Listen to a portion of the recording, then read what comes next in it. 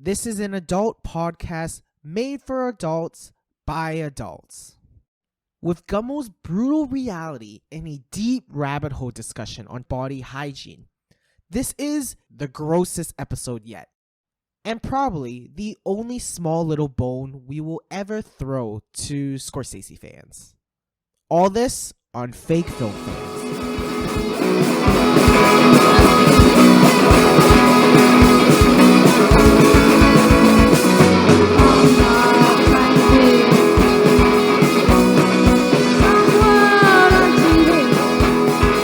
Hey folks, welcome to Fake Film Fans. My name's Swade Best and I'm a fucking piece of garbage. Hi, I'm Walter, and I'm that little plastic bag that you use to keep all your pet insects in. Yep, that's exactly. I'm just a fucking worthless asshole, and you're a bag that is filled with insects. Yep. We're here today. We're fucking gonna do a podcast, I guess. Yeah. So before we start, I just want to say, if you do want to support us and if you like what we're doing, the best way to do it is just to give us some review or give us some ratings on wherever you listen to it. I feel like that's a little presumptuous. Don't you say that? Well, don't you feel a little presumptuous, huh? Not really, honestly. You think they have to love the podcast? Tell them why they should love the podcast. Why they should love the podcast. Yeah. Well, first of all, if this podcast doesn't blow up, Swade will keep moaning about how poor he is and how he's such a useless human being. True. So make this podcast big. That's true. I need it. I need to get out of this city, man. Come on. Give me the cash. I need the cash. Come on. Yeah, we're trying something new. So Give we're me the gonna try cheddar. whining about it. Give me the cheddar. Help us. Help us. I need the cheese. Oh, I need it. Wait, why is cheese part of money? I don't know. If you have a lot of money, can you get a lot of cheese? I think it's because mice eat money and they also eat cheese. Wait, mice eat money? Probably.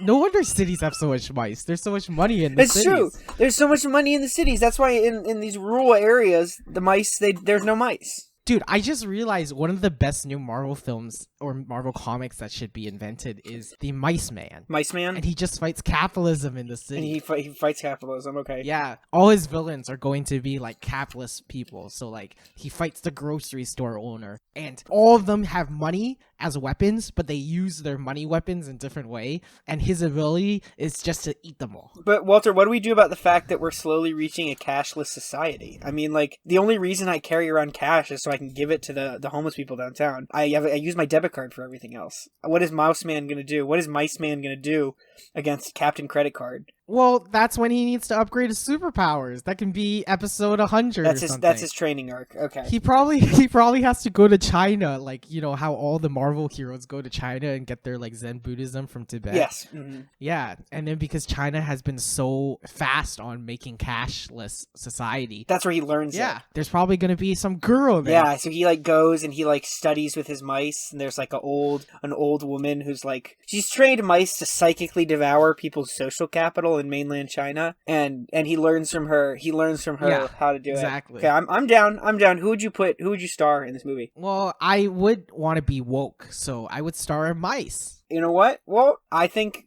give this podcast 5 stars and we'll make this movie. We need the cheese. This is our new bucket list. We're going to make a movie about anti-capitalist mice. And I mean, you know, I want to get out of this town. I want to go live in the big city. I want to go live in California. California, baby. California dreaming. California. I have many weeds in my pocket. I have infinite kisses on my lips, baby. Kiss me on the phone. California dreaming. California dreaming. Kiss me on the phone. There we go.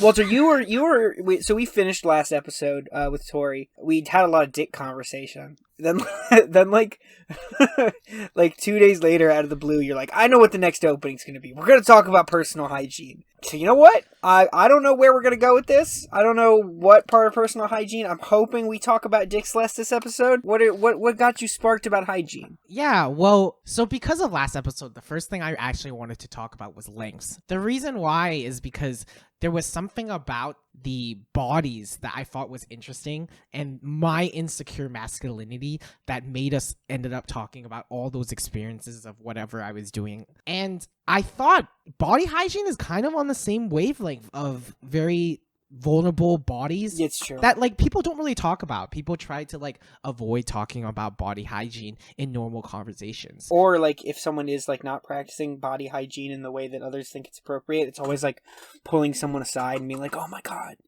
I'm sorry, I don't want to say this, but like, you're stinky, you're a stink boy." It's taboo is what it is, the stink conversation. But everyone has one of those bad habits when they grow up. I feel like it has to be a common norm for a majority of people for them to remember a parent having one of their bad habits constantly being hammered and being told to stop.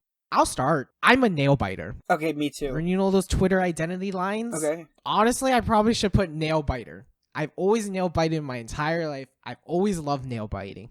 I do it when I'm nervous, of course, but I do it when I'm casual, when I'm bored, and I don't know. I like the feeling of the sharp nail. I like digging into my skin. I will admit I haven't been biting my nails so much because of the COVID. And when you wear a mask, it's kind of hard to bite your nails. Yeah. You have to like either take off your mask and bite them, which kind of defeats the purpose. My current bad body hygienes aren't the most grossest right now, but maybe when COVID ends, I'll go back to nail biting. I don't think nail biting's all that gross. It's still a habit that people try to get you to stop. Yeah, but I've never understood why. My biggest I'm a wicked nail biter, and it's almost always to do with nerves. I'm just like I'm obsessively thinking out something, and I'll chew my thumbs until they start to bleed. But like, there's worse things to do. I think the only really gross thing about nail biting is you need to do something with the nails. Well, I mean, if you think of hands being one of the most dirtiest parts of the human body, which is a very that's true, factual thing because we do so much with our hands, then of course it's like gross. But I'm actually surprised that you instantly reacted like that, because why do you have a personal ranking of bad body habits in your brain? No, but like if you're scratching your like ass cheeks or like your asshole or whatever, like your cheeks are fine. It's a little like gauche. It's a little like low class, I guess, is how someone could describe it. But your asshole has like germs, and it's not germs like the germs that live. It's got bacteria, not germs. It's got bacteria. So there's a smell, right? So like if you scratch your ass cheek and then shake my hand, and I see that happen, I'm gonna be a little embarrassed for you. But if you scratch your asshole, I'm gonna pull my hand. It's gonna smell like fucking asshole, and I don't. So that's like worse, right? In the same way that like if you like I have a really bad habit of like pulling on my nose, and if nothing comes out of my nose, it's just like a weird thing I do.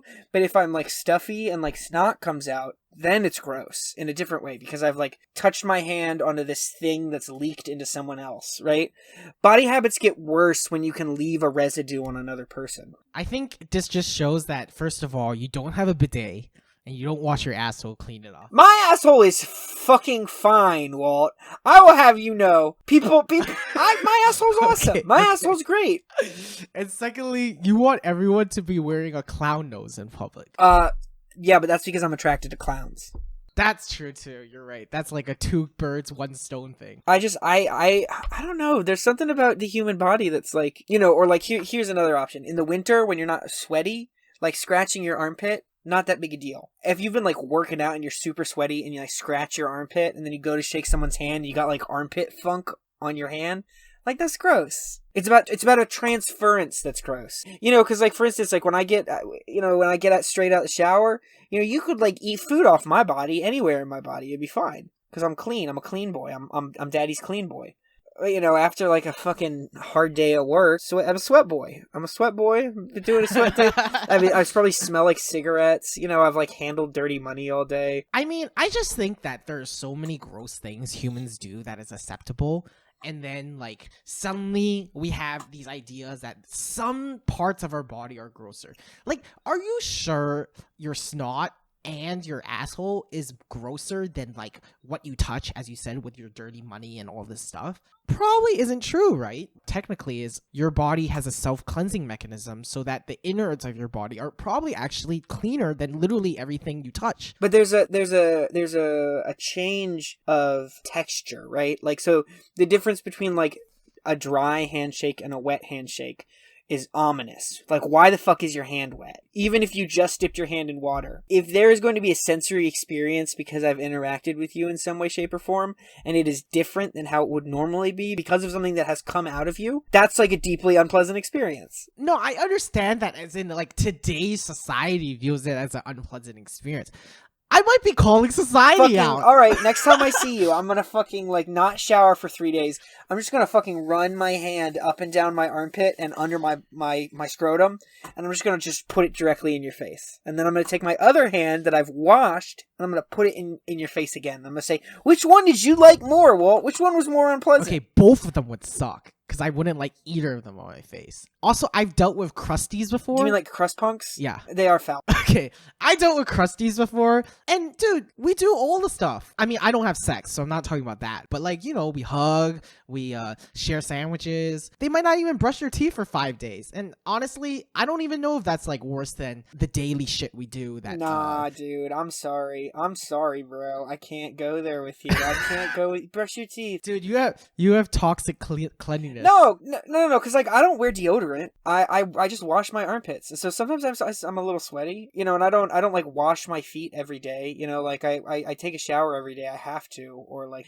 I have to take a shower every day, or the voices will get me. Like I just like if I don't take a shower, my day is ruined because of all the bad energy, the bad voices in my brain.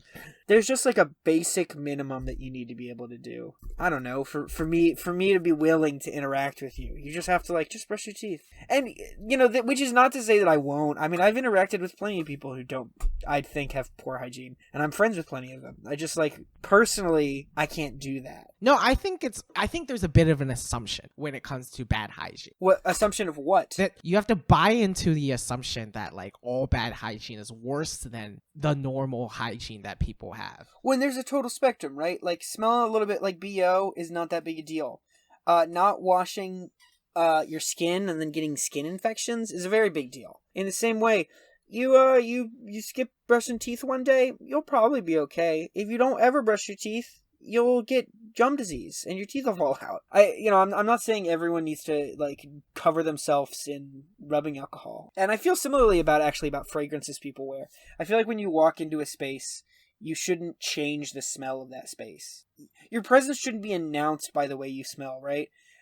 So like with people who smoke a lot too, like if you don't wash the clothes that you wear, if you are someone who smokes a lot of cigarettes or marijuana, it like clings to your clothes and it's really foul. And the same thing with people who don't brush their teeth a lot. If you smoke a lot, the smell of stale tobacco will get caught in the plaque.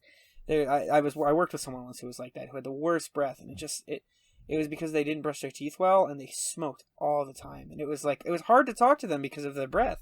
So I think in the same way that like when you walk into a room, you don't start screaming. Your sensory input, the amount of like sensory energy you put out into the air when you enter into a space, shouldn't slam against other people so hard. Do you get what I'm saying? I do. I just don't know if I agree with it. I guess because in human history, it hasn't always been like this. That's true. I think the only reason why we respect spaces a little more is because space has... I mean, we have a new understanding of space today. But I don't really have that clear of my thoughts on fucking hygiene and the social sphere, really. Well, I was working at the theater once. This was at the movie theater, and there's this couple, and they just smelled like someone took a shit in an ashtray. It was the foulest shit I've ever smelled. It was disgusting. And, you know, I did what I needed to do. I did them, and they left, right? And literally the next customer were these gym bros, these like frat bros, and they were wearing the most strong, acrid cologne. And it was just like flip-flopping. It went from like, you know, like musty, sweaty, stale cigarette smoke to like acrid, sharp Axe body spray. And I finished the transaction. I did the transaction for both of these groups of people. And then I went outside and I vomited. I literally went behind a theater and I just like puked everything I'd consumed that day, because it was so rough. And it wasn't like one smell was worse than the other. It was that you're like assaulting the zone. There's just too much. Don't, you know, I wouldn't stick my hands in your face. Don't get your smell in mine. Yeah, you have a different personal smell space. Exactly. I don't think that's too crazy. I think that's a good idea, maybe. This got super socially serious, which I wasn't thinking about initially when I brought up this topic. I kind of just wanted us to be vulnerable. So right now, The only real bad habit I really have is picking my chin hairs. I'm not a very facial hair person, so I just grow stubbles. And I like picking the stubbles and pulling them out really hard, and I like feeling that pain. I feel like this can be traced to nail biting, because when you bite your nails a lot, any nail biter knows you're not just biting your nails, you're biting your skin, and you will bleed. And sometimes that bleeding feels a little good. Oh, see, I hate it. I hate it. My fingers are always raw. My thumbs are always just like torn to shreds, and it's because I'm just so fucking neurotic. So I think I have two gross habits. One of course is the fingernail biting, but I also do that to my toenails. I don't do this like in public spaces. If I'm like sitting watching TV and I notice my toenails are long, I will bite them to keep them clean, to keep them short. Instead of if I don't feel like going to get tweezers. Pretty disgusting. But sometimes it's just like, oh shit, my toenails are long. Especially if you're like not being aware and you like accidentally like scratch your like leg with your toe and it's like, oh, that was long. So I try to keep my toenails pretty trimmed. My other one, and this is, I spit a lot. I spit a ton, and it's because I am often smoking a cigarette. I don't even spit like through my lips. I have like a kind of a fucked up tooth that like sticks out kind of pointy, and I jettison the spit from in between those teeth, just like yeah. But what happens if you spit without jettisoning it? It would feel wrong, right? It would feel wrong. Yeah, that's the fucking shit I'm talking about, baby. Okay, I see what you're saying. No, I actually bit my toenails too when I was young. And funny enough, this is like the worst part of it. I don't bite my toenails. Literally, I don't. I can't even remember the last time I did it. I think I was like shamed for it once as a college student. Oh, my mom and dad shame me for it all the time if they see me doing it. They're like, that's disgusting. And I'm like, fuck off, mom. Fuck off, dad. Well, I used to bite my toenails because you would run out of fingernails and then you would get bored and then you would go to the next thing. That's like how my brain was when I was doing it at like the age of 12 and 13. I'm pretty sure that I think I had like a good 4 or 5 years. So it might have been 12 to 16. I remember during that time, this is the worst thing that happened. My parents saw me biting my toenails once. My dad, actually. And he said, that's so gross. What's the next thing you're going to do? Bite your ass skin? And I swear to God, for about 6 months, I started picking at my ass cheeks and ripping the skin off and eating them. And I remember the first time it happened. What the fuck? What? What the fuck, Walt? I literally had a mental note in my head that was like, my dad said that, but that could never happen. How are you picking your skin? And like, I tried it. Wait, well, how? What are you I mean, like, what? How are you pulling chunks of flesh off of the cheeks of your ass? What were you doing? I don't know. Look, this is like a really long time, so I'm trying to figure out how it started and exactly what the habit was, because it wasn't even that long. It didn't even last a year. That's yeah, it's pretty fucked up, huh? I mean, it's just bizarre. I mean, it's just like, I'm just like trying to think of like the physically how to do it, right? Like, I mean, because like I've had skin tags that I've like cut off, but I use scissors. I used a scissor, bud. I used fucking scissors to cut that shit off. I didn't fucking just like make a crab claw, some sort of devious crab claw, and just pull chunks of my skin off. That's it's not just disgusting. It's terrifying. It's terrifying. It's like I'm self-categorizing myself. Right? Yeah, exactly. I don't think. I mean, it is crazy. Let's put it this way: it is crazy, but I don't think it's as crazy as someone like fucking eating their own body, like Hisayu Sato film, where she cuts her vagina off and actually eats it. But it's basically now that's gonna have to be in the podcast, whatever that was. You haven't seen those films? No. There's this director called Hisayu Sato from Japan. He's really famous for making like the absolutely dumbest gore porn. And they're like really, really fun. One of them, like, there's like 3 girls who go really addicted to pain. And one of the girls is so addicted to pain, she cuts off her vagina lips and eats them. Yeah, see, I don't think I'd like that very much. You would though. It's so cheesy and campy. It's not even like very gross. Okay, then I probably actually. So I get that because I really like Takeshi Miike and what's the other guy? Whoever did Samurai Robo Geisha. Maybe that's also Takeshi Miike, I don't know. But sometimes that stuff... So, like, because I didn't like Visitor Q, which Takeshi Miike directed, and I was like, because it's a little too serious. A little too gross. He doesn't make serious... Actually, he might... Some of his films might be a little on the serious side, but that carnivore pain addiction one is not fucking serious at all. But yeah, it's more that I think, like, you take your nails and you, like, scratch your butt. You know, anytime you scratch your skin... Are you talking about dead flicks, skin? Right? Yeah. So you get dead skin. So you eat the dead skin. This episode is the grossest episode so far. But that's the good shit, baby. That's the good shit.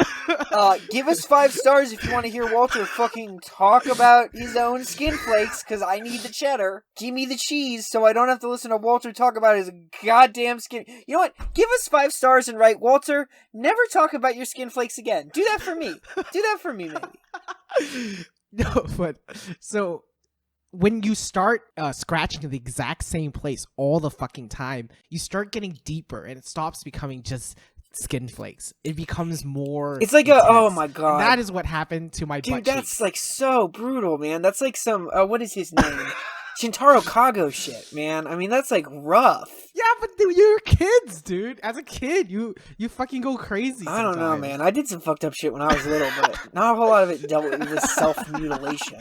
Well, speaking of the kid habits, though, I was wondering if we would share some of our craziest stories that our parents tried to do to make us stop doing these bad habits. I don't know. I was like an anxious kid. I'm an anxious adult. So like a lot of this stuff just got like beaten out of me by my own neurotic behavior. But I was really skinny when I was a kid. That's really surprising because you've actually changed a lot. Now you're such a cool muscle Chad guy with so many muscles. No, I would get cold. I would get super cold because they would make us take naps. The warmest place is between your thighs. So I would be in nap time and I would just put my hands in between my thighs and my little fucking prepubescent ball sack to try and keep warm. This is like when I was in like first grade and they'd be like, it's nap time. And they would always come over and be like, hands out your pants, Swade. And I would just be like, okay. But I'd be like shivering. I'd be like freezing. I'm just like so cold. I like how they call it hands out of your pants when they really mean take your hands out of your dick, Swade. Yeah, exactly. And I mean, it's like... Dude, I have a story for nap time, Okay, actually. let me hear it. This is probably why I ended up picking my butt, because as a kid, I have the terrible instincts that I just couldn't control, that I just had to fucking do. One time we had nap time. I don't fall asleep at nap time. I'm not very good at it. And guess what? Right next to the mattress that I'm sleeping on, there's a crayon. And I look at the crayon and think to myself, wow, I'm really bored. What should I do with it? And I end up taking the crayon and just drawing a huge tower of people on my mattress. And the whole time I was doing it, I was thinking to myself, I'm going to get in so much trouble. I'm going to get in so much fucking trouble. But I couldn't stop. And I didn't even just make a small mark. You drew like an epic tower. Yeah, an epic tower that hit the whole fucking mattress all the way down. But obviously my parents always wanted me to stop, and they did it in the Chinese style, right? So I did the normal stuff like going to school with tape on my nails. That was really sad and embarrassing. And my parents tried to put like glue on my fingers so I couldn't bite through the glue. The reason why they started putting glue is because I would just bite through the tape. I just fucking bite through the tape and get to my nails anyways. But what my parents actually really like to do is they would like to tell me stories. So one of my favorite stories they told me was apparently there was this kid in Taiwan who was so addicted to biting his nails that he bit to the fucking bone, so that he would be biting his bone in the middle of his finger. And they would use that as a scare tactic as a kid when I was biting my nails. Well, dude, but that's like very old school. I mean, like my grandmother had this German kids book that she was like from hers when she was really little. It was like a German fairy tale book, and there was a character in it. I can't remember his name, but if you sucked your thumb, he would come and he would just fucking cut your thumb off. He had these giant shears, and it'd be like, if you sleep and suck your thumb, he'll cut your fingers off. And it's like, okay, cool. I guess I'm like never gonna put my fingers in my mouth because there's a devious German man in Lederhosen who's gonna come fucking cut my fingers off. You know, or like if you swallow gum, it'll get stuck in your stomach for the rest of your life. If I swallowed seeds, they say the tree would grow out of my fucking stomach, and it would be like Alien. Which is like so weird, because what's wrong with eating a seed? Seeds are good. Birds eat seeds. We like birds. They want us to be an eagle, not a bitch ass sparrow. Do sparrows even eat seeds? Yeah, of course. You dumbass. What are you, some sort of idiot? Some sort of worthless asshole?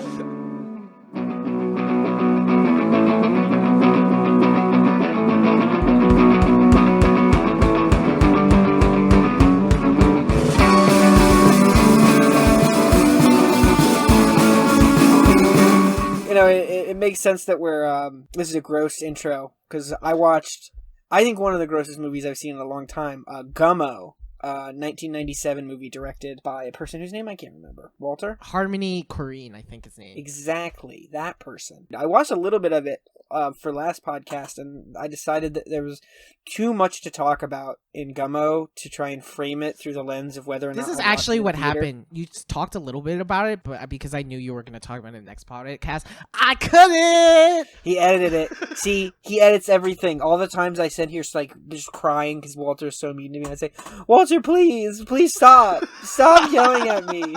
And he continues. He cuts it all out. So Gummo is, I think, one of these movies that where your and I's taste intersects a little bit, because plot is really not central. In fact, the director Harmony got rid of traditional 3-act structure in part to deal with some of the like moral stuff that's going on, the questions on morality. And it's really easy to like set up moral values in a traditional 3-act structure, right? Like someone does something, there's chaos because of what that person has done, and at the end you see the answer to what's been done, and it creates a moral response. And so sort of going away from a 3-act structure and making it more collage-like makes for this like really weird experience that makes plot completely secondary. Because plot's not really very central to the film, there's other stuff that you end up latching on. And some of the things you latch onto are heightened by the fact that there's almost no actors, professional actors in the film. Everyone who's hired is like a non-actor, right? Except Chloe. Yes, that's true. And so it makes for this like really uncomfortable, authentic experience. The basic premise is basically just a group of adolescents in this town in Ohio that has been like totally fucked over by a tornado. And it's just like kids making it through the day. It's not a movie for everyone. There's a lot of scenes of cats being killed. Of course, they're fake. It's not, the cats are fine. It's not real cats being killed. But there's a lot of violence against animals in this movie. In part because the two of the main characters, Tumblr and Solomon, make money by bringing dead cats to a butcher. He goes and they kill dead cats and they bring him to a butcher for some reason. So it's, I don't know, and I have pet cats, so I didn't love those scenes. It's kind of rough. But like I live in a pretty okay neighborhood. Oh, this isn't a good representation of your white trash neighborhood? Oh, so here's what I was going to say, is that, like, no, but you drive 10 minutes and you're there. I mean, like, there's sections where you just see all these, like, scrawny white kids, just, like, with, like, the beginnings of a mustache, like, sitting around, like, a porch. It's, like, slowly falling down, and, like, there are kids who are, like, 15, 16 who are, like, chain smoking, and there's, like, beer cans littered all over the place. And I think one of the things I really liked about Gummo, and part of what makes it hard to watch, is that it's an authentic expression of poverty in most sections. It doesn't dramatize it, and it doesn't romanticize it. There's all these sections inside the house with wood-paneled walls and, like, secondhand furniture, and there's literally a house down my street I used to go to that was set up the exact same way. And I just watching it, like I you know, I was lucky I didn't grow up like that, but I've been around that. It was like refreshing and uncomfortable to see it without like, you know, like, oh, there's the poor girl who like wants to be an artist who's like, you know, has to, you know, go to work as a waitress, or like, you know, here's the cool tough kid who like smokes cigarettes and lives in a garbage dump, right? It's just like actually just like poor scrawny looking kids that were like you could walk down the street and I'd interact with. So there's something like really engaging about that I haven't experienced in a really long time. Something like super authentic about the presentation of poverty that, you know, resonates with me as someone who's like really lucky to have a home and have a place to stay and have a job that pays me pretty okay. But watching it, you don't feel like a bad person because of how, you know, it's also really authentic with the way the kids are treated, right? There's not this, you know, oh, the innocence of children. Like the children are all just like kind of vaguely like they're normal. The two main characters are pretty terrible because they go around killing cats, but like other than that, they're just like normal kids. Like they huff glue and stuff. I don't know. There's something so unfiltered but also incredibly normal about everything, right? There's something so authentic about everything that happens on the screen that it really kind of like spoke to me in a lot of ways. That sounds like super pretentious, but it's true. Like, you know, it felt like I could walk into the movie and take a left and I'd be at the bookstore. I wonder if you agree with this, because for a film that's considered so transgressive, it's surprisingly quiet. It's super quiet. Yeah, and I kind of feel that like characters are not, like, I don't want to romanticize any of these characters. But because of the quietness, it's like none of them are exaggerated. They're evils or not evils. That's the No, that's they're wrong, morals. see. Like none of the characters are caricatures of each other as far as like their moral values go, right? Like they feel like they feel authentic. I'm gonna keep using that word, but it's true. They feel like genuine. I get scared of using that word because obviously I'm very removed from that Well, stuff. I'll tell you. There's a scene where the three girls who are all, they don't talk about the age, but they're probably minors. The cat's missing. It's been killed by the two main boys. And they're just looking for their cat, and this dude comes up and invites them. He's like, I've seen the cat, and he goes into their car. And as he's looking, he like kind of tries to like he tries to grab one of the girls under her skirt, and they like get angry and they flip out and they start like hitting him, and they get out of the car and they're like, "Hey, fuck you, man!" And he's like driving away. He's like, "You're just whores, you're whores," and he drives away. But the greatest thing about that scene too, in particular, is when he calls them whores. His tone is so dead. You know? It's not like you're just whores, like how you would normally recognize it in an argument, but it was like a very dead tone. Well, and here's what I'll tell you. I think some of it is people not wanting to interact with reality, because when they got out of their car and were in that little shitty strip mall area, it looked exactly like there. You get off the highway, you get off 81, and you take a right in sort of my neck of the woods, and you're just right there. There's an Asian grocery store. There's a Papa John's. There's a hairstylist place, and there's a few different like storage facilities, and it just gets right back on the highway. And it was literally like I was over there at the Asian market. I was getting some stuff, and I could imagine myself walking out of that and seeing these three girls like yelling as the car sped away. And I think actually what's really disturbing about this movie, and why I think it's not actually that disturbing with the exception of a lot of the violence. I think why it makes people disturbed is because they aren't willing to grapple with the fact that this movie is in their backyard. You know what's really despicable about the experience is everyone wants to like dramatize it into this like, oh my god, it's so disgusting. And there are some moments that are like very clearly dramatized. Like there's a section where the younger kid Solomon is like dancing in a basement, and the basement is like filled with trash, and he's like dancing in front of a mirror, or he's not dancing, he's working out, and his mom's dancing, and like that starts to like get into sort of like Ralph Ellison Kafka kind of like dreamy nightmare-y kind of place that doesn't feel like super real, and it is good. It's a good scene, but it doesn't feel like quite like the rest of the movie. But when you cut back to it, it's like, oh no, this is just like driving through. It's Southeast in my neck of this. This is like driving through Southeast. It's just like it's just poor people being poor and struggling, and not struggling and like, oh man, she works 2 jobs to take care of her kids. It's like struggling like, oh man, there's a kid who's like 17 who's like, dad smokes crack and he still goes to school. You know, like that's like it's commonplace. It's real, and it's only disturbing if you're hiding from your everyday life, if you're hiding from what's really going on. I would be careful watching this movie. It's kind of a rough one. It's kind of upsetting. So if you're not into, you know, like movies that have conversations on like, you know, sexual abuse, violence against animals, poverty, homophobia, drug abuse, I think it's worth watching if you're willing to stomach it, if you're willing to deal with some of the uglier elements. But it's definitely one that you're going to want to like smoke a cigarette after, or do whatever it is that makes you feel better, right? Like watch an episode of SpongeBob or pet your cat or whatever. SpongeBob is trash. What? Okay. Oh man, I was texting this girl who I like think is cute. I was like, hey, you want to hang out and get a cup of coffee? And she was like, oh yeah, see you there, SpongeBob. And I was like, I'm gonna fucking be so good at this. So I found a sexy picture of SpongeBob, like SpongeBob with like muscles, like posing kind of like risque, and texted it as a response to that. And she just gave me the laughing emoji as a response. And I was like, man, Swade, you fucked this up, bro. You should have just said, you should not have done that. You fucked that one up. You fucked that one up right good. You needed SpongeBob having sex with Patrick. That's what you needed. You didn't go far enough. I didn't go. I should have pushed further. I should have done a picture of like SpongeBob like fisting. Or SpongeBob receiving in all of its spongy holes. Honestly, I think this is a good first date movie. If your date cannot be like, oh yeah, I know that place, then you're like, fuck you, we're not going on a date. Like this is the litmus test of like, is this person that I'm trying to invest in understand reality the same way I do? Gotcha. Basically, if they know this place, then you're like, okay, you recognize there's huge fucked up parts of society. Yeah, you've seen past like going to like a nice bar and like drinking shots. You know, you're like, oh no, I went to pick up a friend and I drove through this neighborhood and I saw 6 kids just like this. Like, if you can't put yourself, you'd have to be in a pretty nice place in the world to, like, not at least know of this being reality in a lot of ways. And there's, like, some super fucked stuff that happens that's, like, outside of reality.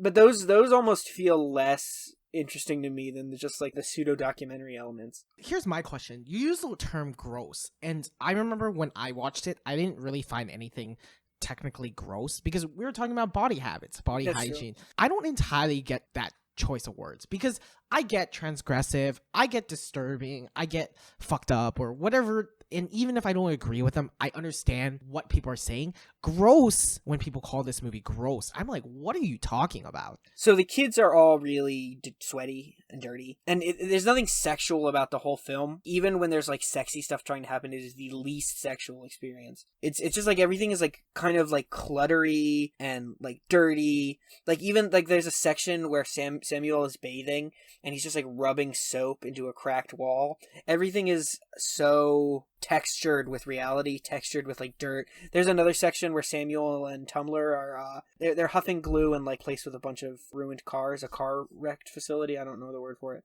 And, like, they're sweating in the sun and, like, their eyes are all, like, beady because they're all fucked up on paint fumes or glue fumes. And it's so visceral, right? Or, you know, there's a scene where they go to see a prostitute who's a handicapped girl, and that's, like, really a rough moment. It's not just rough because of the context. Like, everything in the house is, like, really kind of dirty. Or not dirty, but, like, cluttered and, like, claustrophobic. And then you just go into, like, this really nice, pristine room. So there will be times where, like, you'll have a switch, a cut that will go from something, like, really, really unclean to something that's, like, super clean. Like, there's another scene where it's just, like, a bunch of people partying. And, like, the floor is just, like, so schmutzy, so dirty. And, like, the walls are, like, yellowing with cigarette smoke. And, like, everyone is shirtless and, like, covered in, like, you know, like, sweat. There's just no sheen. I think that's kind of what makes the movie gross. There's no... Because we talked a little bit about dirty stuff in the Hong Kong movie, Wisdom Tooth. There are sections in that movie that aren't gross, right? Like, when the cops are doing their cop things where everyone looks, like, clean.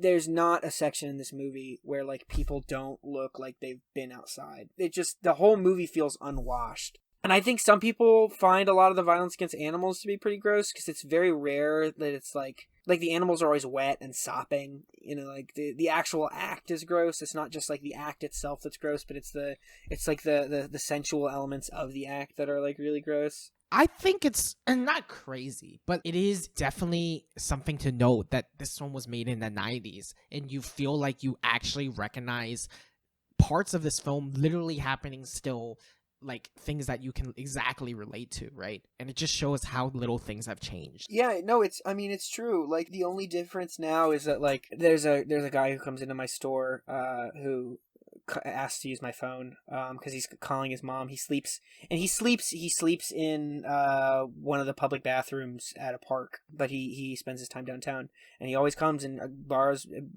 asks me to borrow his phone, and he borrows my phone, and he calls his mom and asks for help. It's usually just like some change so that he can like get a meal together. Sometimes she hits him up, sometimes she doesn't. And he's always covered in dirt. He's always covered in paint for some reason. He's always given himself a new facial something or other. It's like somewhere between a tattoo and actual scarification. The only difference between Gummo and the interaction I have when he comes into my store to borrow my telephone is that he's not a kid, and because it's not 1997 anymore, instead of letting him borrow the store phone, I unlock my phone and let him borrow my cell phone. I don't see a difference otherwise. I call him Tattoo Man because he's covered head to toe in tattoos. I don't know. He's an okay dude. He's never given me any hard time. He has a teddy bear he sleeps with when I see him sometimes sleeping downtown. He came in today. He wanted to borrow a pair of headphones because he uses a Walkman. He listens to something with his Walkman. See, Walter's face is just like so frozen because the idea of interacting with a homeless person is like so foreign to him. Like, you just ignore them in Walter's world. You just like don't even interact with them. You just walk straight past them. You actually want to call me out. All right. Yeah, I do. I don't know. But it's different because I live in Roanoke, so I know all these homeless people, right? I don't live in like New York or Hong Kong where there's just like shifting masses. So it's easier to personalize these people. I don't know if that's a good thing or a bad thing, but it is a thing. No, it's also, I don't the only stuff I could add is like serious stuff, but I ran out of serious juice, and I'm not very comfortable making jokes when you put on this serious tone. Yeah, sorry. Gummo like hit me pretty hard. Gummo was like, I don't know, it was like rough. It was rough to watch, and not rough because like, I don't know, it's rough. It's because it's what I deal with during the day too. It's rough because it's what I do at work, which I shouldn't have to because I work in a bookstore, but the fucking no one else is gonna do anything about it. And it's not like I do much. Today I got a kid in Uber. After 2 years of being on the street, he finally was like, I'm willing to go home. And I was like, okay, I'll get you an Uber. And I fucking got him a place to stay. Hopefully he'll stay there. I don't fucking know. I've been in contact with his mom. I don't know. Hopefully he'll stay put. Hopefully he won't run away again. I say kid, he's like 20. But still, like, dealing with it in your daily life and then immediately watching a movie afterwards is definitely an experience. Yeah, it's rough. I don't know. I think one of the things I liked about Gummo versus this experience is that, like, Gummo's still really artistically put together. Like, the soundtrack is really fantastic. If you're fans of, like, death metal or doom metal, there's, like, a bunch of really good doom metal in here. Sleep is played. I Hate God is featured in the soundtrack. And sort of the cuts between, like, actual stuff happening, like the characters interacting, and, like, recorded footage of the characters talking to a camera. Because if it was just a documentary of poverty, it'd be like, I can just go outside and watch this. But there's, like, just enough, like, artistry put in the weird stuff that happens to make it not quite just, like, an unblinking look into poverty, right? There's also, like, some weird... Like, there's this kid with rabbit ears who shows up time and time again, just rabbit ears on a skateboard in his underwear. But there's, like, enough weird stuff to make it also a movie worth, like, kind of mucking around in. That's not just, like, a reflection of the ugliness. Personally, for me, I think the cast of the ensemble cast, or what you would call it, they're really good. Oh, yeah. And it's hard to use words like this because I agree. You don't want to romanticize any of this stuff. But I think there's something very interesting where a lot of the scenes are very short. It skips into many of these different characters all the time. So you sort of just get just enough humanity in each scene and it immediately skips. So you never fully get into that, like, oh, I pity, or oh, whatever. Oh, no, yeah, exactly. Sort of... You don't get a backstory. But then there's, like, those little quirks. I remember when the main boys, who has the more awkward face. Or Solomon. Yeah, when he's, like, flirting. Yeah, he's with the girl with Down syndrome. Yeah, and he's, like, really shy and, like, kind of winks at her and all this stuff. Those quirks are, like, if they were not in Gummo, they're actually very cute scenes. Yeah. But because the scenes are so fast and so, like, jump into each other, as a viewer, you're never given that space to recognize any of it. You're immediately moving on to the next. It actually reminded me of a lot of some of my favorite collections of short stories. The Lot is one. Catherine actually is. I told Catherine she should read it. But these, like, collections of short fiction or novels too that do this, that are less about plot and more about, like, giving a complete explanation of a space or a group of people. It's a little like The Little Demons in My Brain by Swade Best. Yeah, The Little Demons in My Brain by Swade Best. Smoker's Cough by Swade Best. One day you guys will read that. So who are the fucking characters in Smoker's Cough? I know that all the demons in your head have names, but what the fuck is a character in a Smoker Cough? Like the bacteria? Like Ozzy and Drix? Like Ozzy and Drix, yeah. Well, you know what else it reminded me a little bit of is both Germany Ground Zero or Germany Year Zero. Armor Core does this similarly. Armor Core by Fellini.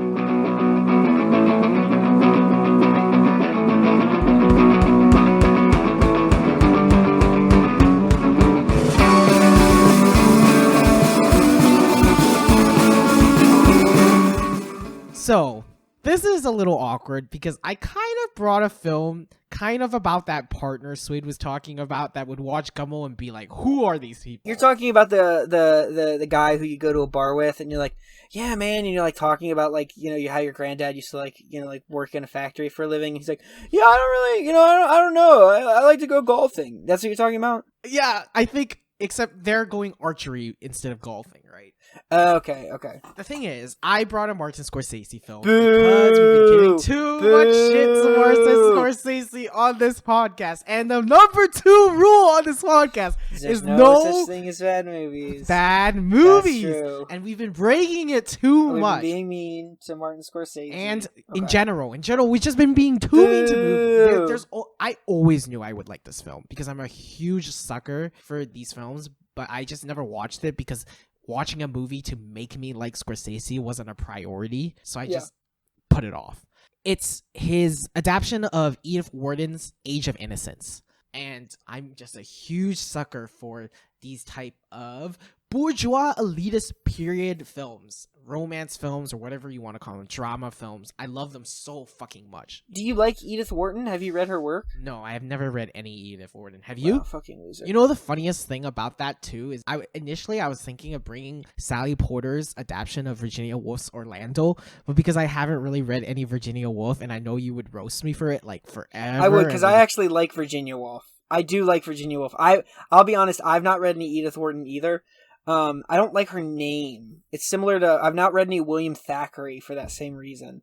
Just like, fucking get a better name. My boss swears by Edith Wharton though, so I'm gonna get to her eventually. So you hate W's, so you hate me, Walter. No, I like the name Walter. Walter, you'll feel good about this. If I ever have a boy, I'm going to either name him Walter or Rashad. After two people I think my children should look up to. I don't really know if I want your child to be named after me. I would name my child after you, Walt. How do you feel about that?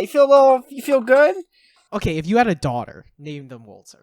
No. If I have a daughter, I'm going to give her up for adoption. Oh, okay. Give her to China. China loves daughters. I will tell you, historically, I don't think that's accurate. Well, anyways, finally I get to bring a film that represents me, right? Because I'm the most elitist person in the world. Yeah, the elite bourgeoisie. My wealth and status. Anyways, I really did really like this film, and I kind of didn't want to because... First of all, it's a Scorsese film, but that's not really the reason why. I also felt this film was really a love letter to one of my favorite sort of romance period elitist dramas directors, Luchino Visconti. He's an Italian director. His most famous movie is The Leopard. But what I mean by that is that when I watch a Visconti film, there's like so much other things that people love, but for me, it's the costumes and props. They're so pretty, and they're so, like, I don't know, something about it gets me. It gets me in my heart. And honestly, in this film, The Age of Innocence, it almost feels like Scorsese is like me.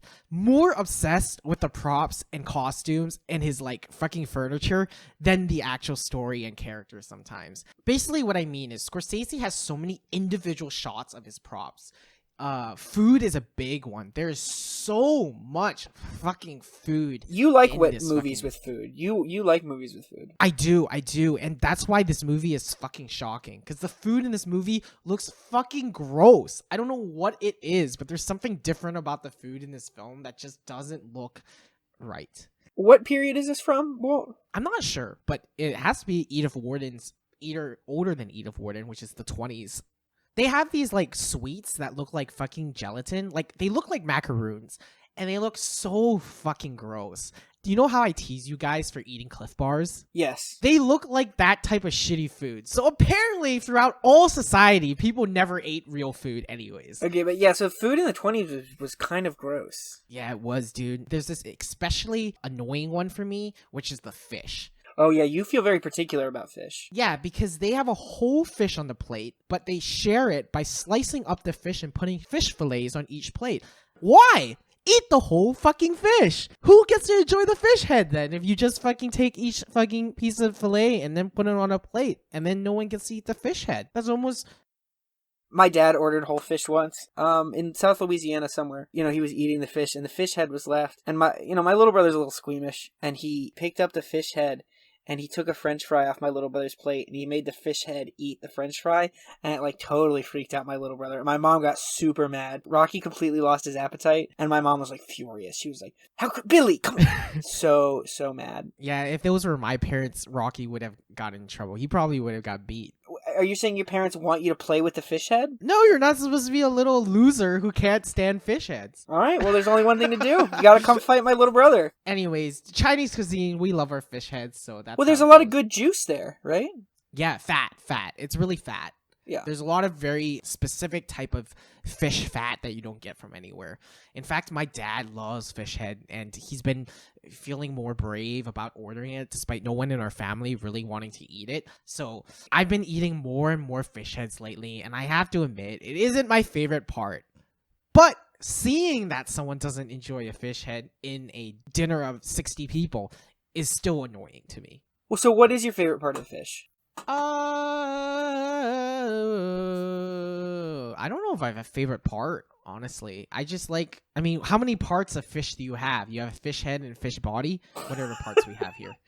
I mean, I guess that's, I don't know. Like, what do you mean? I mean, because, like, so for instance, my favorite part of a pig is the ribs. Okay, fish don't have ribs, though. Okay, well, fish have ribs. That's like a thing. They're the thin little fish bones. Are you sure? Yes, fish have ribs. Those are ribs? Yes. So their ribs go up to their neck? Yeah, probably. I don't know. I know fish have ribs. I know fish have ribs, though. Right? Fish have to have ribs. What the fuck? I don't think fish have ribs. Fish have ribs. They have a rib cage. Fish have ribs. I don't know what fucking parts of fish you're thinking of. Okay, but so then what is the heart protected by? Obviously fish have ribs, right? Something has to protect the heart and the lungs. Well, I don't know if they have lungs because they breathe underwater. This is actually blowing my mind a little. I never thought about the parts of fish. No one eats fish ribs, though. That just doesn't fucking exist. Okay, I would tell you I don't eat fish heart or intestines or guts that much. In fact, I don't even think it's supposed to be eaten in Chinese like cuisine. Yeah, they're a little gross. So I guess the fish body. I mean, I'm not eating fish bones if that's what you're asking. Well, I don't know. You know how like they have different cuts of tuna? You know, like there's like different like from the body. Like there's like I was wondering if there's like that for like a whole fish, or like, you know, I like the tail end the best. I like to chew on the tail at the end. I don't know. I like chewing on the tail end if it's like deep fried, but if it's like fucking steamed, I'm not gonna chew on the tail end. I live in a landlocked city, so like I don't eat a lot of seafood because I just like I don't want to fuck with some like frozen fillet.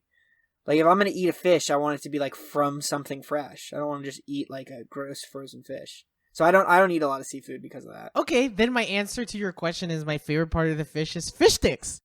I wish I could turn into digital energy and, like, transfer it through the computer so I could strike you. I could strike you once, twice, a third strike. I love fish sticks, though. Fish sticks are the best, dude. They're so underrated. So are you telling me that if I said, well, do you want like a Szechuan, like a steamed red hot Szechuan whole fish, or a plate of fish sticks?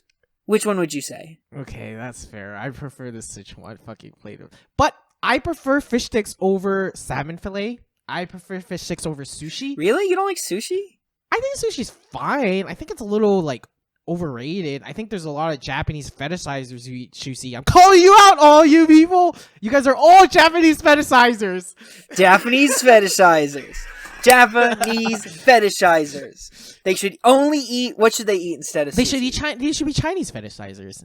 When they eat fish, they should sing the Chinese national anthem. That's the only proper way to eat fish. Okay, I'll remember that. I'll remember that next time I'm at a Chinese restaurant. Okay, dude, if you broke out singing super loudly and they were all from Hong Kong or like Taiwan, it would be so fucking funny. Well, dude, all the fucking Chinese food restaurants in my neighborhood are run by Latinos. Like they can like, you know, like there's no Chinese restaurants in here. It's just like fucking dudes from like Latin America who are like, oh yeah, I figured out how to like fry chicken and cover it in like sweet spicy sauce, and I call it Chinese food. And I'm like, hell yeah, brother. Hell yeah, brother. Dude, that is good Chinese food for sure, though. That's also not true, because there's some Asian people who run the Dragon China near the Kroger at my house that I love. I don't know what flavor of Asian they are, but they make some good-ass American Chinese food. What's your favorite American Chinese food? Like dumplings. 9 times out of 10, it's either dumplings or... it's like the dumplings are really good. I also have a weakness for Kung Pao chicken. Kung Pao chicken. Yeah, you like those nuts. That's what. Yeah, I love the peanuts. And then, I mean, General Tso's chicken is good, too. Because it's literally just fried chicken covered in sweet and spicy sauce. I always have to defend, American Chinese food to Chinese people. And they're so stupid. Chinese people are literally fucking stupid, man. They don't understand that this food is literally what they would like. But because they keep trying to describe it to the same as the food they eat, they just can't make the jump. But it's literally their taste buds. It's literally Korean fried chicken, except fucking in the American version. Their brains are just fried. That's it. Moving on to the next props.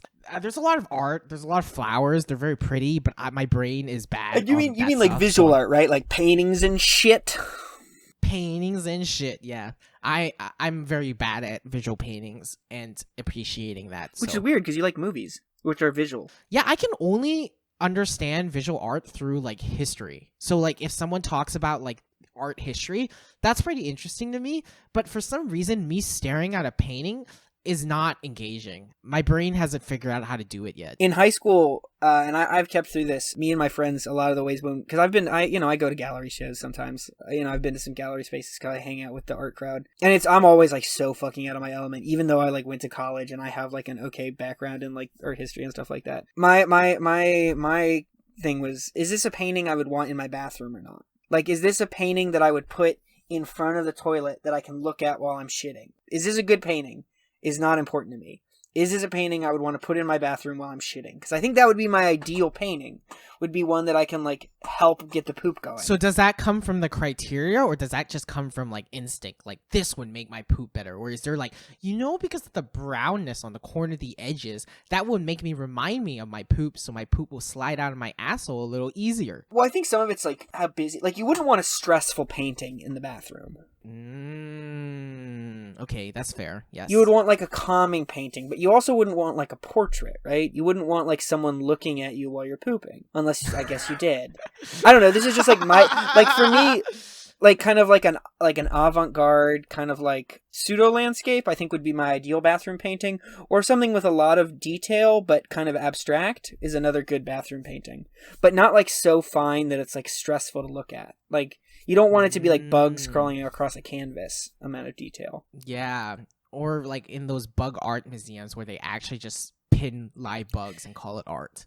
They're not live, Wall. I'm sorry to tell you this. They're dead. The bugs are dead. Oh. Yeah, because then you would like wipe your butt and you'd be thinking about how crunchy the bugs are. It'd be gross. That's fair, dude. That would be super gross. Maybe I should start looking at stuff. But I'm also the type of person who probably wouldn't mind just putting a person, because I think that I could put one of my favorite anime waifus in my bathroom and I'd be super happy. But I think if you can contextualize, like, so for instance, because I don't really care about like the brushstrokes or whatever, but like I'll often like look at a painting and it's like, yeah, I'd hang that in my bedroom. Or like, yeah, this would be like a cool painting to have at like a party, where you're like being able to contextualize the painting in the context of how it would be viewed, I think is usually how I think about art. I might be regretting my entire life of how I've dealt with art now. I'm kind of a Chad about paintings, actually. I'm having a bit of a brain meltdown. Dude, it's okay. You know what? Next time you come to Roanoke, we'll go to the art museum and we'll look at paintings. Okay, yeah. That sounds fun. We'll go on an art adventure. We'll go on an art journey. I'm going on an art adventure. Going on an art adventure, baby. So my favorite thing in all these period dramas is costumes. There's nothing better than the dresses. They're always super flamboyant, super large, and in my brain, the reason why I like them, besides them being colorful and all the stuff, I think it's because the dresses look like blankets.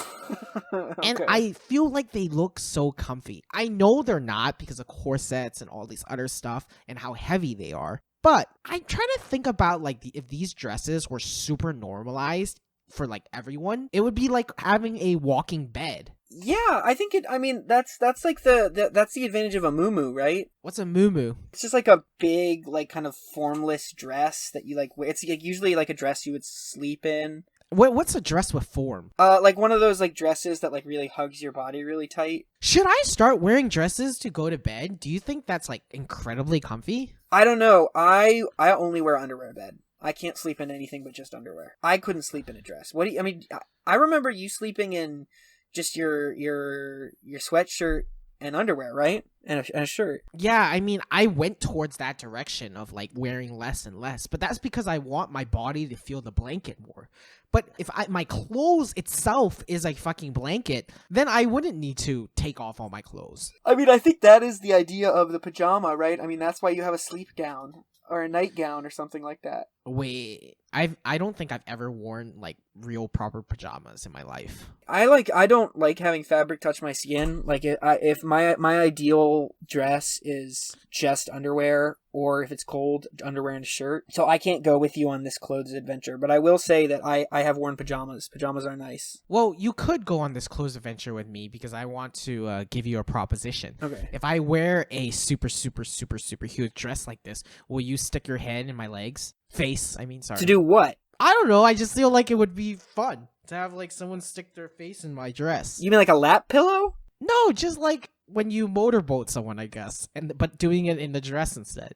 I don't know how fucking. When was the last time you washed your dick and balls? No, Walter? not there. I mean between my legs, like down, like inside the dress, like the big fluff stuff. Oh, I mean, yeah, sure, fucking sure, Walt. I'll jerk you off. Yeah. It's not even supposed to be a sexual thing. Okay. No. Did you ever like hide under when your parents were wearing a skirt and you were really little? Did you ever like try and hide under their dresses? I don't actually know if I did it, but I do have like recollection of like stuff similar to that happening. Yeah. But is that like some fucking Freudian Oedipus shit, or we good? I don't know, man. I mean, like, I hope not. I sure as fuck hope not. Because I did it. You did it. I don't know. I was a weird kid. I used to like play with my grandma's like elbow. I'd be like, it's so, like when I was little, I was like, it's so floppy. And I would just like play with it. And your grandma was just chill. Yeah. Yeah, it is floppy, grandson. I mean, pretty much. All right, so let's give Scorsese some of his credit. Is it a good movie? It's a fantastic fucking movie, but also it's because I like this fucking crap. But one of the very unique things about it is that the camera in this film is incredibly interesting. It moves like crazy, and it moves in a really round way. So it like swings. The tracking shots are super wide and round, and they go in circles. You really feel like the camera sort of dances a little. And I don't know, if I was to do it as a literary way, I would say that the camera was kind of like the bubble of this elitist world. Okay. The film also cross dissolves into like scenes super randomly. Oh, that's weird. The three leads are amazing. Daniel Day-Lewis is the main guy. Oh, He's yeah. all right. Yeah, he's fine. He's sobbier this time, which is kind of nice. Winona Ryder, does she have a bad reputation as an actress? If Winona Ryder's in this movie, I will watch it. I fucking love Winona Ryder. She was so good in Little Women. She's so good in Little Women. That movie makes me cry. Oh, this is what people were shitting on. People were shitting on her role in Stranger Things, I think. I mean, maybe. I don't know. I thought she was okay. I didn't much care for that movie, that TV show. It was fine. It was a good TV show, but it didn't quite do the things I needed it to do. No worries, we can shit on that. I literally thought it was so boring I couldn't even finish 2 episodes. Wow, I thought we didn't hate movies. I thought rule number 2, but is it TV shows are not movies. Okay. TV shows are not movies. Okay. Yeah, that's right. Fuck Stranger Things. No, I watched a good bit of Stranger Things. It was fine. It's just like, I don't know. I don't know why I always thought she had a bad reputation, but like she literally every single time I watch her, like it's just so good. Like I love. She's beautiful. Yeah, she's very beautiful. No, but she's fucking. I mean, like, are you kidding me? I would give my left nut. A wizard, a god wizard, could come to me and it's like, Swade, you could give up one of your testicles and also you never get to see your family again and you only get to live for 15 more years, but you get to spend 15 beautiful years with Winona Ryder circa fucking whenever she was in Little Women. And that could just be your life. And I'd be like, yeah, sold. Fucking do it. Yeah. Hell yeah. I would cut the nut off right there. But the actress that really did surprise me is Michelle Pfeiffer. She's the main lead, really. But Michelle Pfeiffer's like before my period, right? She's in the 90s. The first time I heard of her name was in one of my English textbooks about like celebrities and like what they look like. So like I had to connect the dots of Michelle Pfeiffer being blonde, and that was like how I learned the term blonde. You know what I mean? Was this like when you were like learning English or some shit? Like in elementary school. And I remember like, because I recognize all the other actors because, like, Brad Pitt was there. But I remember, like, talking to my mom and dad and being like, who the heck is Michelle Pfeiffer? And they were like, she's terrible. She's boring. She has nothing. And I think this might be the first Michelle Pfeiffer film I've watched. Or at least first one she's, like, a main lead. She was great. Fucking fantastic. She had these teary, beady eyes that were, like, fucking awesome. Sorry, what I mean is like when I mean teary beady eyes, it's like there's no like water coming out of your eyes, but your eyes are like watery looking. Well, I'll just quick tell you, I don't think I've ever seen any Michelle Pfeiffer movies with the exception of the Batman movies she was in. Was that good? I mean, I don't remember her at all. All I remember is fucking Michael Keaton and goddamn Jack Nicholson being awesome. Wait, are you sure you didn't mix one of them up as Michelle Pfeiffer? Yes, I'm very sure. I'm the Batman aficionado. I'm the Batman. I'm the Batman boy. I'm the BB, the Batman boy. Okay. The BBB. I've gotten Jack Nicholson mixed up with a lot of people, so Name one person who you've gotten confused of. I don't know. We'll move on. I fucked up. I give up. But yeah, the beady-eyed stuff is like basically why I'm a sucker for these bourgeois elitist movies, right? You mean misty eyes, right? Not beady eyes. Okay, what's the difference between beady and misty? Then? Beady eyes are like little eyes, like little rat eyes. Like beady eyes are like so. For instance, the main boy from Gummo, Samuel, has beady eyes. He has beady little rat eyes. Misty eyes are when your eyes like get like getting ready to cry, but you're not crying. Okay, she definitely has large eyes, but I disagree that beady should be used for small eyes. Okay, dude. All right, take it up with fucking Oxford. Take it up with the dictionary, I guess. What are misty eyes? It's not like you have eye catharsis. Is that the word? Eye cataracts. We need to do a separate podcast called Teach Walter English, where I just like talk about words that you should probably know, like catharsis and cataracts and misty-eyed. All right, misty catharsis-eyed Michelle Pfeiffer. Yeah. Is like a good example of why I'm a huge sucker for these elitist romance dramas. Yeah. These social dramas are all about fucking rigorous social rules that people can't break, even though they're elitist and privileged, but they don't break the social customs. So all their emotions are always so restrained. And it's like the toxicity of emotion because they can't fucking just reveal it because they're too strung together by useless social norms is so fucking good. It gets my heart pumping, and it's so toxic and so stupid. But oh my god, I love that stuff. Well, do you feel connected to that from your own experiences? No, not at all. Which is, I don't really think so. Which is what? I mean, it's surprising because you're like kind of a fancy boy. Like you don't live a fancy life, but you like come from fancy community. Yeah, but I think like for me, I do believe there are social customs that restrain me, but I'm not like, if there's love and a social custom, what do I pick? Oh, I have to pick the social custom, but the love is too strong. I've never felt that. I see. You don't feel restricted in the same way. I don't feel restricted, or like how they allow social customs to be the end all be all and like let it ruin their fucking lives. I gotcha. And I really like it in movie form. I really love it in movie form. So talking about Visconti again, his film The Leopard has this very famous like 1 hour long ballroom scene. Wait, are you saying leopard as in leopard? Like the cat? Like a leopard? Dude, I always thought that film was called Leopard, but you're right, it is spelled leopard? Wait, how do you spell leopard? The Leopard. Jesus Christ, dude. Wait, is this fucking film actually called The Leopard? That's what it looks like? I think it was because I thought it was an Italian film. I always gave it the extra O. Oh my god, The Leopard. Jesus Christ, dude. Holy fuck. Now this movie is boring. I'm gonna fucking kick this out of my fucking favorite films now, because I only like this movie because of the name. Anyways, yeah, so there's this famous ballroom scene where it's like 45 minutes and people are dancing, and the two main lovers like start dancing together, and the girl of the main lover in that story has an older sister who's like jealous. And for like 3-4 minutes, they just film this like huge gigantic ballroom dancing scene that's like a ton of fucking people, maybe like at least 100 people in this one scene. But you notice the jealous sister just constantly giving glances at the main couple's dance. And it's just glance after glance after glance after glance. It's never fucking recognized verbally or anything. She's just a small little picture of that entire scene. But each glance she does is so noticeable. It's so good. And gets well, there's so much weight, right? There's so much weight to her the act that she's looking. It's something so minuscule, but it manages to have so much weight. Exactly. Because that's a fucking fantastic point. Because you're allowing your social customs to restrain you, and they can only come out as minuscule gestures because of how much social baggage is preventing it from coming out.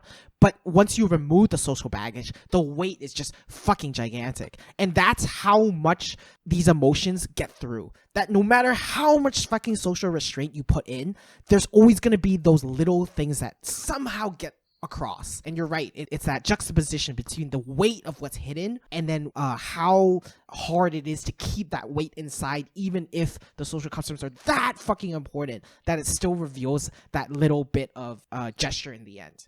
And I just love that shit. Yeah. Especially in cinema. So actually, the best example of what I was talking about, though, in The Age of Innocence is that there's this one scene where Daniel Day-Lewis picks up Michelle Pfeiffer inside one of the carriages. So he takes her glove and like unbuttons it like super slowly. 1 button, 2 buttons, 3 buttons, 4 buttons, and then takes off her fucking glove and then leans down and just kisses her hand.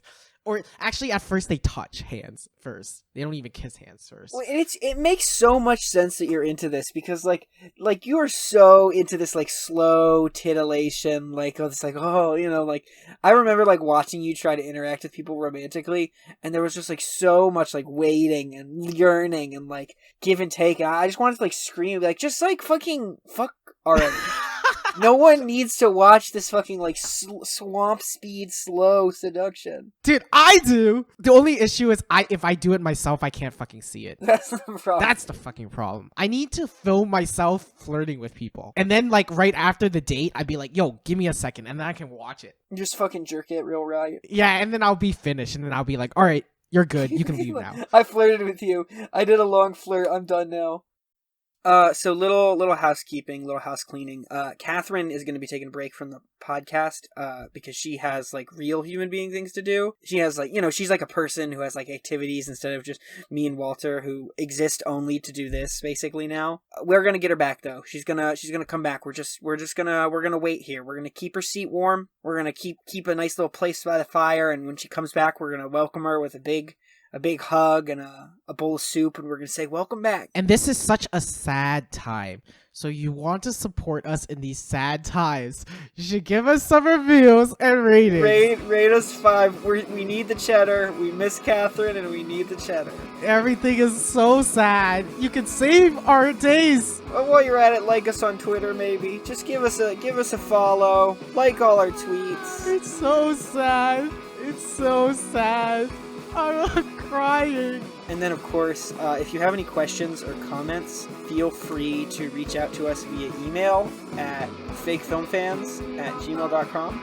I feel like I say this every episode, but I feel like we learned a lot about each other. Walter learned that the movie is not the leopard, it's the leopard, which is cool. I was very somber and didn't make any jokes while talking about the movie I brought, which is great for a comedy podcast. And we miss Catherine. Alrighty, well, everyone just be sure to remember, if you're gonna watch a movie, do it with the lights on.